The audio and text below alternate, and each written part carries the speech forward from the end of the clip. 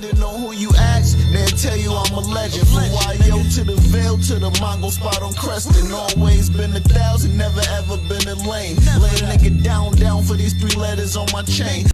Top of the top, what's going on? What's shaking with it, y'all? This is your boy J Hood and all that, and you are now tuned into a brand new episode of the Tales from the Hood vlog series. Man, stop what you're doing right now and go stream or download my brand new album entitled Self. And while you at it, snatch up the Pesci trilogy also, Pesci Part 1, 2, and 3. It's available right now on all digital streaming platforms. While you at it, matter of fact, make sure you go snatch up the Best of Hood, Flashbacks of the Block. That got all the classic freestyles that all y'all came up on, the joints that y'all love. And trust me, man, you're gonna appreciate that. You know what I mean? So fuck with your boy and run them numbers up. All right. So now let's get right into this shit, man. What I'm about to speak about is something that a lot of people is not going to know about. Only the people that have been following D Block from the very start. You know what I'm saying? Like, I'm talking about from the very beginning. They're not like, those are the only people who's going to know about this person that I'm speaking about.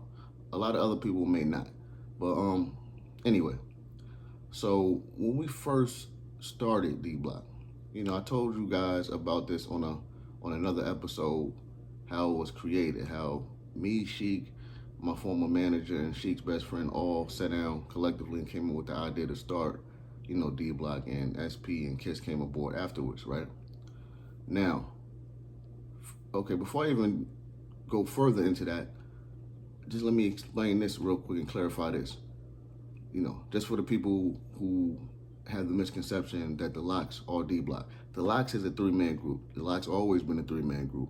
D Block was with me added on to them, and that, you know, that's what D Block was. You know what I'm saying? D Block was the label. All right.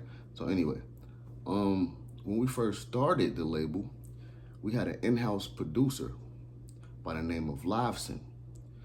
You know, a lot of our earlier mixtapes and shit like that, you could hear us shouting them out. He did a lot of beats for us. To be honest with you, I think Liveson did he produced the song that I had called The Difference Is, with me, Sheik, and Kiss on it, right? The difference is I'm a motherfucking gangster, nigga. Liveson produced that, and he produced a lot of other tracks and shit too. You know what I'm saying? Like I said, you were here shouting them out on the earlier Super Mario tapes. Liveson, you know what I'm saying? So he was there with us, and he actually helped us, you know, build the movement up. But Liveson ended up being the first person to leave D Block, and he left after I think he left after Lucha's first album, after the Walk With Me album. You know, he wasn't really feeling the financial aspect of how things were going down.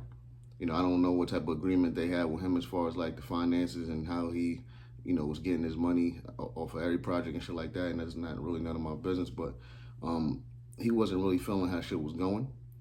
So he ended up walking away and pursuing another career and shit like that. So, you know, a lot of people never knew that. So I wasn't the first person to leave. First it was him, and then, you know, later on, after a whole bunch of other shit took place, and, you know, after some time I ended up leaving, and then, you know, other people left after that. So I think that's an important piece of information that the followers need to know. And, you know, do what you will with that. If you never heard of Liveson, go study some of our early mixtapes, and I assure you that you're going to hear us shouting them out. So, like always, I just wanted you guys to know that. Make sure you have an amazing day. And until next time, Tales from the Hood.